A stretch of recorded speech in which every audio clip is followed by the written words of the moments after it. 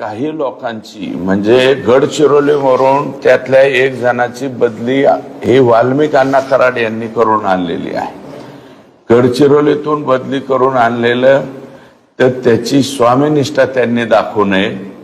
काही लोक त्यांच्याशी अति कनेक्ट मध्ये आहेत हे पण पुढे आलंय आणि करुणा मुंढेंच्या गाडीमध्ये पिस्तूल ठेवणारी व्यक्ती सुद्धा साडी नेसून दुसरी तिसरी कोणी नव्हती, बीड जिल्ह्यातल्या पोलीस दलातील एक व्यक्ती होती।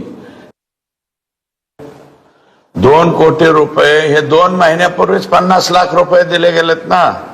1.5 कोटी रुपये राहिलेत। 1.5 कोटी राहिलेत तर हे माणसं कोणी पाठवले? हे डायरेक्ट आकांनीच माणसं पाठवलेत ना। आकांनीच सांगितलेलं आहे। आकांच्याच आदेशावरती हे लोक शुक्रवारी गेलेले आहेत तिथं आणि शुक्रवार ते सोमवार आकाशन यांचं बोलणं झालंच असेल। आणि आता काय सीडीआर काढून कोण कोणाला काय बोलले हे सगळं बाहेर येतं। त्याच्यामुळं मला नाही वाटत आका याच्यातून बाहेर राहतील। मग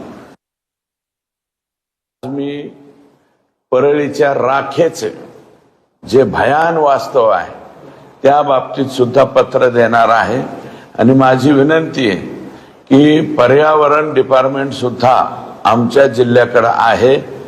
पर्यावरण डिपार्टमेंटच्या काही अधिकाऱ्यांनी प्रदूषण, मला वाटतं महाराष्ट्रातलं हायेस्ट प्रदूषण हे बीड जिल्ह्यातल्या परळी तालुक्यामध्ये त्या ठिकाणी आहे।